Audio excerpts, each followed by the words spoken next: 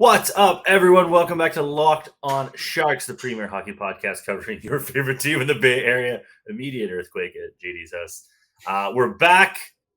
We hope you enjoyed the prospect profile. We'll be doing more. Obviously, we can focus in on a large group of guys that should be in that 11 range, but with this draft after Shane Wright, who knows what's going to happen. So we're going to bring you more draft coverage as we get closer to the day.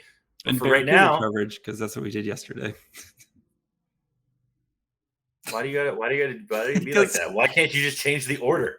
You can just change the order. Nope. The ads are set. The ads. Anyway, I hope you guys enjoyed the Barracuda, whatever they're terrible. Today we'll be looking at Evolving Wild put out their contract. So we're going to look at the RFAs and the UFAs for San Jose and see what their contract predictions are. And it'll help give us a better insight into what the Sharks are looking for, because they're usually pretty right. Well, not pretty right. They're close in approximation. Obviously, there's always surprises with length or term, but this is a really good starting point to look at. So we're going to take a look at that today, and you're going to like it. You're Locked on Sharks, your daily podcast on the San Jose Sharks. Part of the Locked on Podcast Network, your team every day.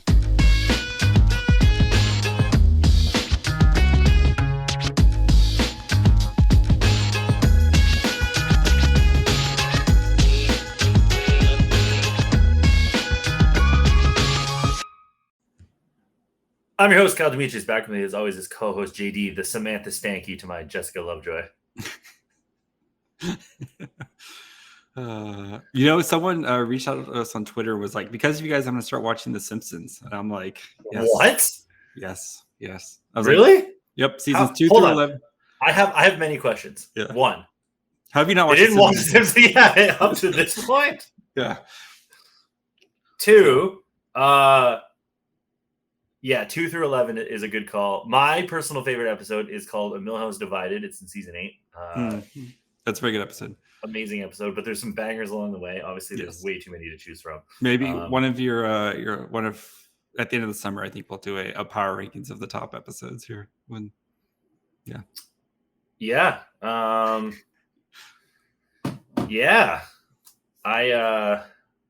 We should maybe one of these episodes coming up. We'll give our favorite episode from each of the seasons from 2 to 11. Just that's a good. This person can have some. Yeah. Maybe today, maybe not today. We need some prep work. Yeah, I need some prep work. This is going to take a lot. Friday. Of prep work. Here we go. Friday. The last 5 minutes of the podcast will be us each giving our favorite episodes from seasons 2 through 11. Perfect. So tomorrow, whatever that listener is, I just checked the DMs. That person didn't say anything to us in the DM format. It was out and about. Oh, it was in the wild? Yeah. I can't remember if it was it was on Twitter and YouTube. Anyway, yeah, it was out in the wild. So anyway, but yeah, seasons 2, I think it was on Twitter. Seasons 2 through 11. Cool. Friday. We get like 90% of our jokes now. So yes. You can eat all of our shirts. Contract projection. So the Sharks have a bunch of dudes that need new contracts. So we're just gonna go down the list. The last couple guys, whatever.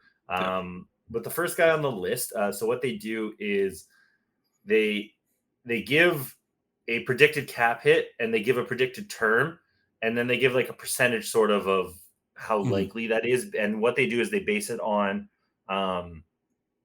historically contracts based on position, age, time on ice, goals, points, production, things that the GMs give contracts over. So it's not necessarily like they're weighting heavily expected goals for on a Tuesday, which you might analytics might look into that. So they're looking more into a GM way. So the first person on the list, Kaapo Kähkönen. He's 25, predicted term 1 year, predicted cap hit $2.488 million. And they say it's 36% chance is the highest, then a year 2-year term, then a 4-year term, then a 3, then a 5. Yeah. And how do you feel? They even break so the first year would be 2.48, and then I didn't send Kyle the screenshots of this, but they also, they even have cap hit. So if he signs a 2-year deal, it'd probably be like a 2.8. If he signs a 3-year deal, it'd be like a 3.6 million, and et cetera. Because the longer the deal, usually the more money, because they're not going to be able to go back to the well, as you say. So, but I feel like a 2.48, $2.5 million, that seems reasonable for a guy. I'm basically, though, in my mind, I'm budgeting whatever you're paying Hill or Reimer, you trade one of them, and then you just take that money and give it to Kaapo Kähkönen. And, if it's a year or 2 year deal, I think it'll probably be a 2 year deal just because with the guy that's young, but that seems reasonable. He would be, if he signed that, he would be the highest paid goalie for the Sharks. Reimer makes 2.25, and Aiden Hill makes 2.175. Yeah. And if they signed Kaapo Kähkönen to 1 year, all three goalies would be expiring after 22-23. Which, I mean, it's not the worst thing in the world, but no. Yeah, because I think the Sharks are out of after the Martin Jones thing, I think the Sharks are going to be out of the 6 year goalie Hopefully. term. Well, we don't know about the new GM though. Yeah. So new GM you would hope problems. Yeah, you would hope that they're playing kind of the short term with it. And, if you're doing 2 or 3 year deals with goalies, then you kind of keep figuring out unless you have like a superstar goalie. I think that's the best way to roll the goalies. So yeah, I'd be perfectly fine with that. 2.4, especially if it's 1 year. He did, as you noted, played better at the end of the season. So I think he's the most likely to stay just because he's young and unproven. And then Aiden Hill's injuries, I think you can maybe try to move on from that. Yeah. Because it didn't work out. But what do you think? What do you think do you think he's going to sign for more, sign for less? I think that sounds about right.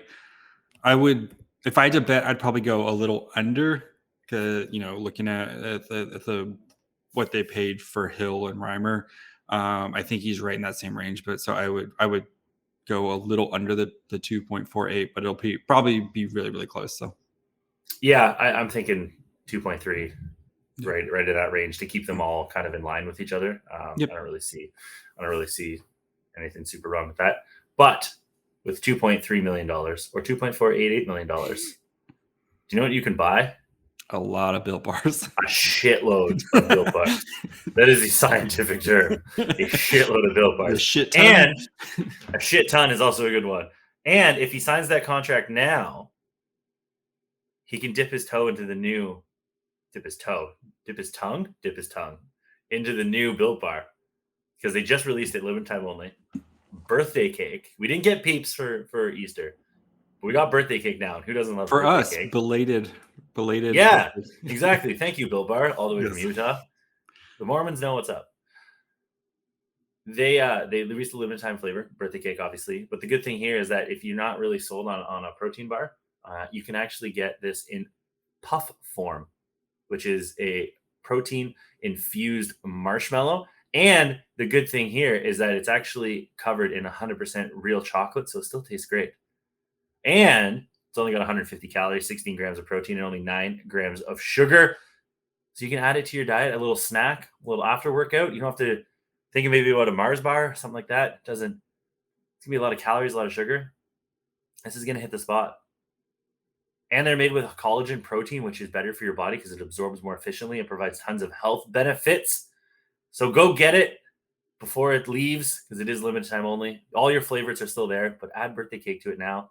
Go to built.com, use promo code LOCKED15 and get 15% off your order. Use promo code LOCKED15 for 15% off at built.com. I know what I'm going to dip my tongue into later. Some Built Bars. No. Mario Ferraro. This one's interesting. His projected, he's 23, an RFA. His projected contract, a 36% chance, which is far more than the other ones, is a 2 year term, 2.317 each year.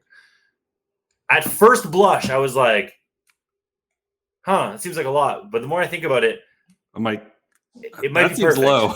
Yeah, I was like, no, it doesn't seem low. It seems low from yeah. GMs love what he does, his intangibles and stuff like that. He had a pretty rough year on the ice. Yeah. I think a 2 by 2.3 or 2.3, is kind of perfect, because if he doesn't get back to the year before and keep ascending,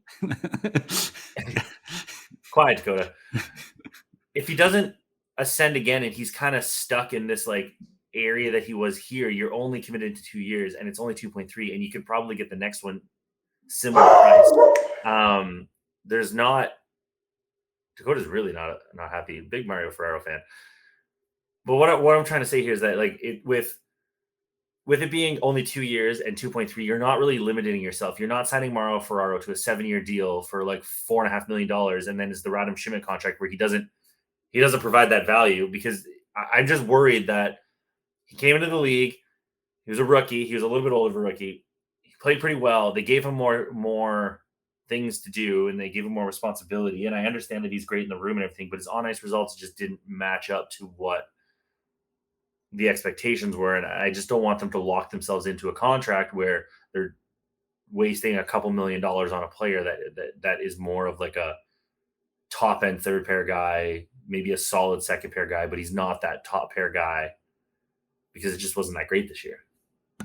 Yeah, that makes sense. And, especially if you sign him for 2 years, you kind of play that RFA game with him, and then you hope that your cap cleans up a little bit in a couple of years, and then if he proves, you can kind of revisit it, and then if not, but yeah, because I think Shang in the season reported like a 6-year $4 million, and I'm just like, woof. that is a little rich for my Ferraro. For a guy, if he had come in it had steadily improved. Yeah. Okay, sure. You can kind of project out a 23-year-old's development, but he doesn't provide offense, and especially with the way the NHL is going, like you want these puck moving offensive defensemen. And yes, I know people love their stay-at-home defensemen, but like you can find stay-at-home defensemen, you can find a more defensive guy like a Jake Middleton. Yeah. Obviously, we're not saying Jake Middleton, but you can find a guy that can play more of that defensive role. Yeah. This is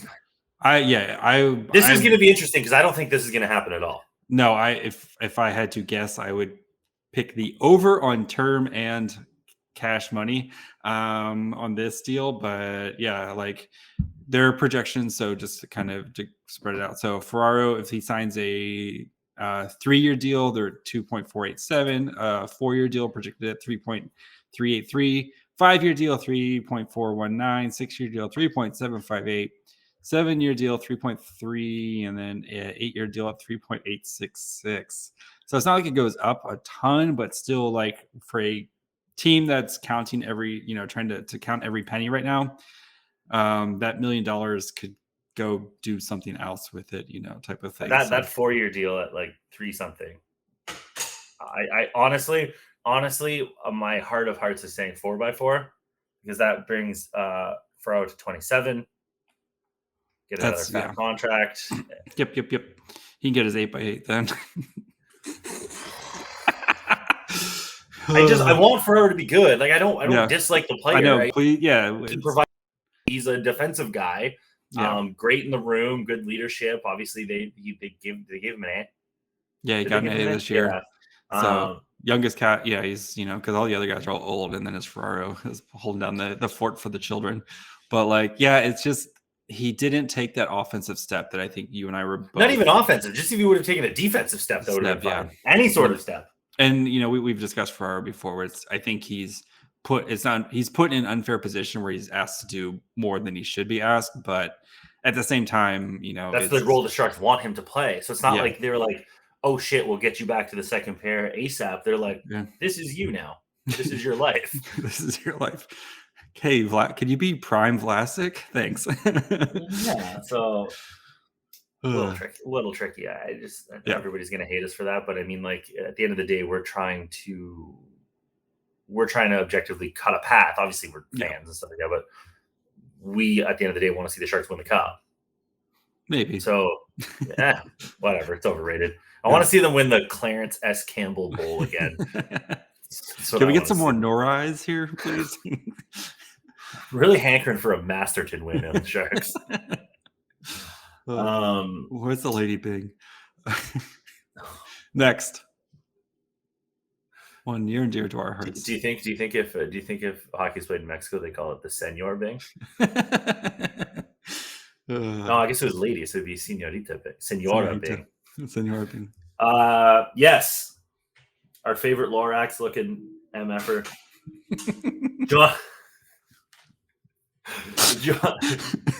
Jonathan Dahlén. He's 24. He's an RFA as well, straight out of Sweden with a loose cannon. His most likely contract, it's rated at 51% likelihood. It's a 2-year term at $2.07 million.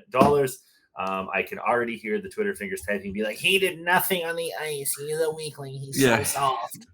Well, he was soft. He got scratched, et cetera. That seems. I don't know if 2x2 is where. Honestly, do you not see them going? Here's 1 by 1.5. Prove it. That's exactly. Yep. 1.5 is what I have in my head because I was like, yeah, he started out the season gangbusters. I think that shoulder injury compounded with COVID really kind of put his. But also, if Nick Bonino scores a couple goals at the beginning of the year, or if he doesn't hit the post, sorry, I got him. Yeah. I'm confused there. If he doesn't hit the post a couple times, yeah, it's like Star Trek. Bonino, Mendoza. The Score Forever. That's what he can call his boat. I can call his boat the Score Forever. These are deep references.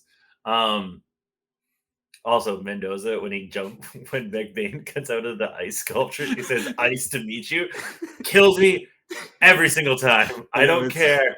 It's always funny when he's like, "Ice to meet you." It's like the Venus of Milo Ice, and like with no arms, and it just he breaks it into this huge, he's just all like ripped and stuff. Like, where was his arms? And he's got this massive, like huge gun. The best McBain joke though is McBain when he does the late night thing. McBain, let's get silly. It's him doing comedy, and he's like got a grenade. He throws it to the crowd. Also, just the title McBain, let's get silly is really funny. Anyway. Jonathan Dahlén, I honestly, like, if he doesn't hit the post a couple times of the year, Hellebuck doesn't stand on his head, and he carves out a few more goals, like, he still was, like, had a decent amount of goals. So, like, I just really don't want them to bring him back and throw him on the fourth line again and mess around with him. I think giving him another shot, like, he acclimated to the NHL as his first year. Yep. I'm okay with a 1 year show me, but I would 2x2, I think is fine at the end of the day. Maybe a 2 by 1.5, but like honestly, I really think it's gonna be a 1 by. Yeah, I think it's the Barabanov contract, basically. Yeah, I think that. Do you think they just show Barabanov to him and be like, "Look what you can achieve"? your path to success. So, it's right here. He signed for what, 1.1 or something like that. Yeah, he signed for a 1 year, $1 million. Yeah, so and then he got I can see that.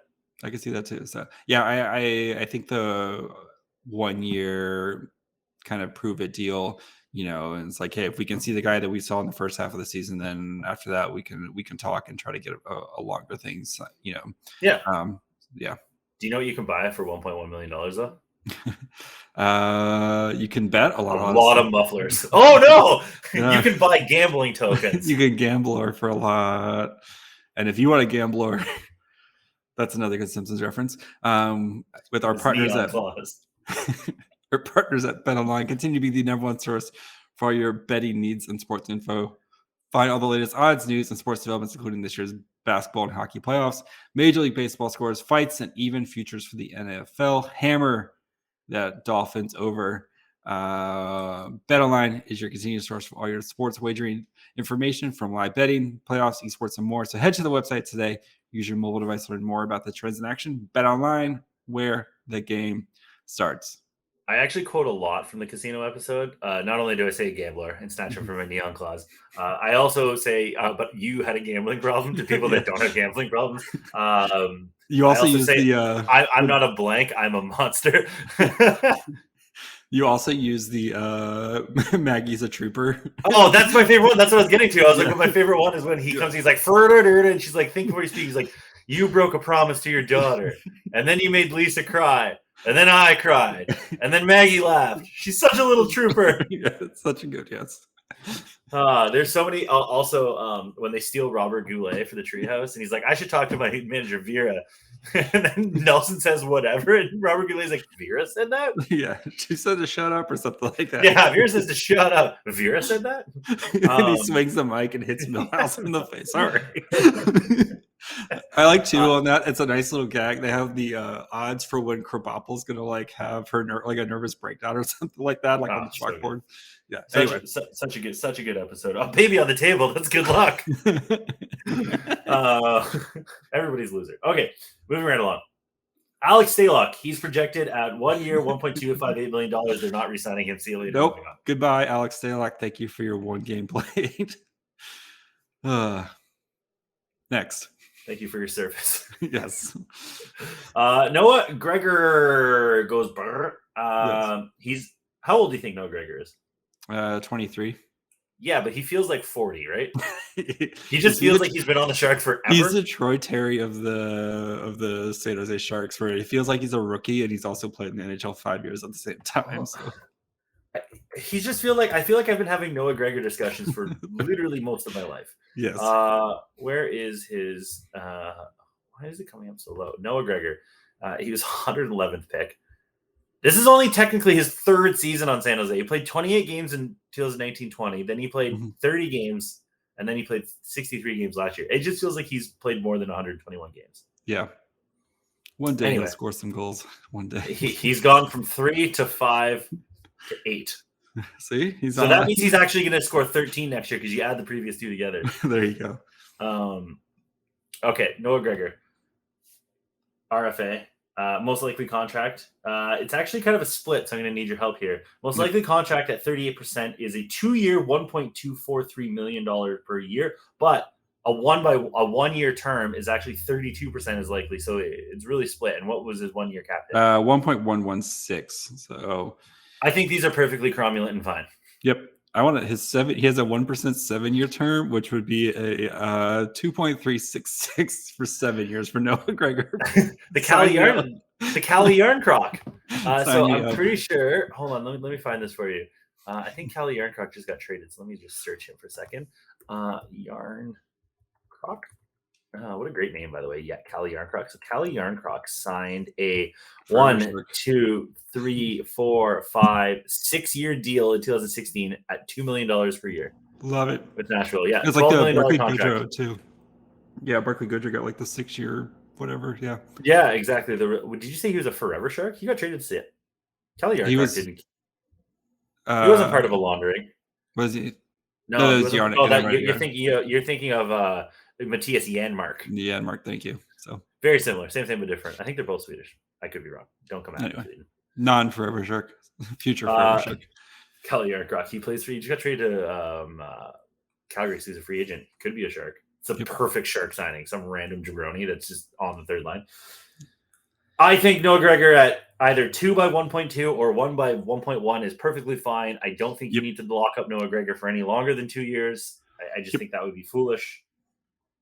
Agreed. I think the 1 by 1.1 is kind of where I think so.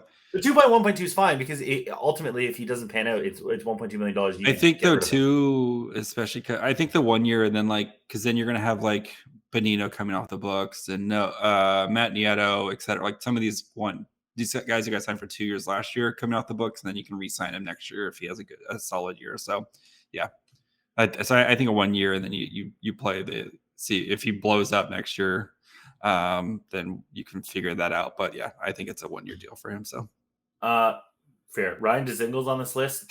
1 by $846,000. Nope. Thank you for your services. So yeah.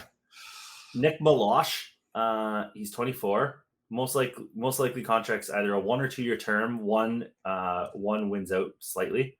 1 by 0.82, basically.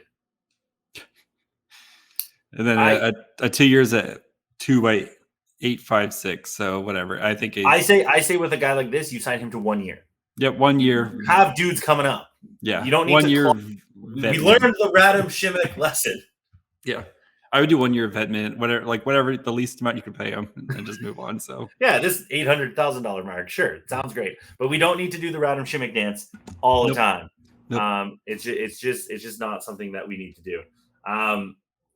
Jonah Gadjevich. He's 23. Yep. 65% chance he signs a $1,800,000 deal. Again, it's fine. Fine. I don't. We don't need to sign these guys to longer term deals, right? Nope. Yeah. Again, I would with this guy. I think with this guy and kind of all the rest of the guys here, you just do. So I'm just gonna read off the rest of the guys. So John Leonard, 1/786. Zach Sawchenko, a 1/760. Alex Shimolevsky actually most likely is a 2/0.75, which I can see because he did get some burn at the end of the last year. Yep. Andrew Cogliano is on this list. The Sharks anymore. He's not coming back. Jaden Halbgevaks, 1/0.75. He's actually rated as most likely to sign with a different team. Yep. And then Nick Merkley, who is also on a different team. Yep. So these guys, the thing that I think we covered it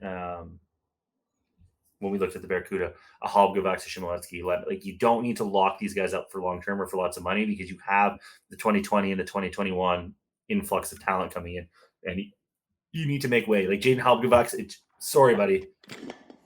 It's just they don't need your services. They're going to fill you with Brandon Coe. Fill in your spot with Brandon Coe. Brandon Coe could probably fill you too. He's a big guy. He's like piece of shit out of you. But they can fill up those spots with the incoming guys. So they just don't need to. And you can find Halbgevaks all day, every day. So yeah, it's like air for the sun. Yeah. Which of these guys? So before we get out of here, which of these guys would you be kind of most surprised if they weren't on the Sharks next year? I think other than Ferraro, like I'm not counting Ferraro, but like Kähkönen. Yeah, I think so too. I think Kähkönen played himself into a contract. I just don't think you trade for Kähkönen at the deadline to just turf him. Yeah, makes sense. So, and that way, I think also I really think they might have soured on him. Yeah, we'll have the Menage a Trois goalie talk here soon. So, but yeah, and I think too the way Reimer played, I know they dangled him at the trade deadline, but they didn't get the offer they wanted. But I think the way ideally they traded Reimer to get the best haul and to lose more games, but I just think that you can maybe recover something from Hill and just sub in Kähkönen and have that 1A 1B that you wanted. Yep. Or the master and Padawan situation. Or master and apprentice if you're more dark side oriented. So what a terrible Padawan master situation. God, who's a terrible Jedi?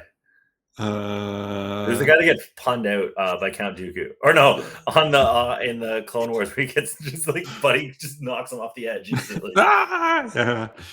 Who's some bad Jedis? Plo Koon? Is he a bad one?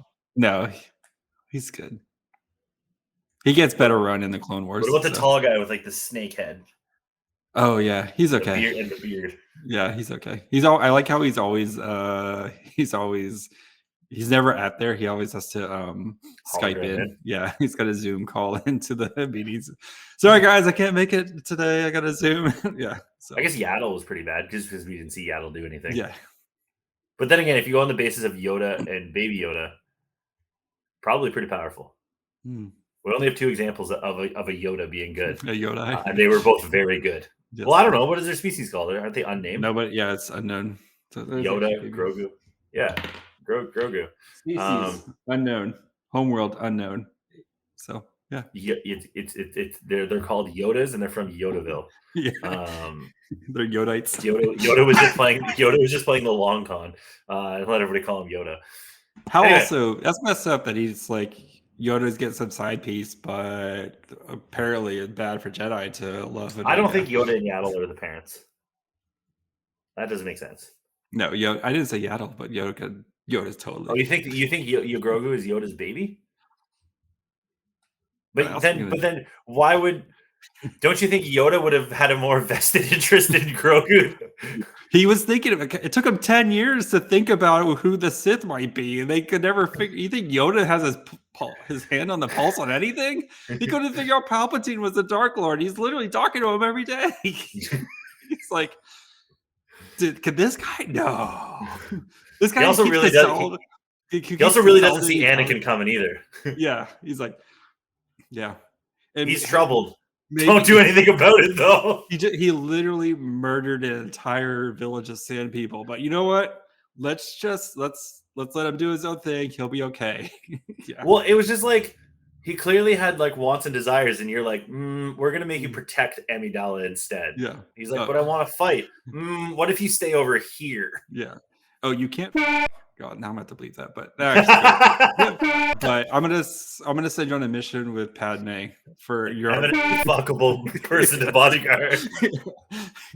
So you can just tell when he lightsabers that like worm thing, and he's like on top of her. You're just like you can see the lightning bolts of electricity. Lightning bolts. Yeah, Yoda. I have some questions about Yoda's leadership. Oh, it's not good.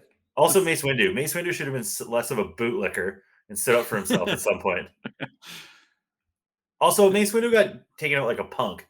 Clearly, when he's like Anakin, or when they're arguing, when he's over top of him, and then Anakin's clearly not helping you right away, why not like maybe step away from the window or something? Also, this guy who has been hiding from you as Emperor Palpatine or Chancellor Palpatine or whatever has been hiding this long, and then he's like, I'm weak. Clearly, he's messing with you. Yeah. Duh.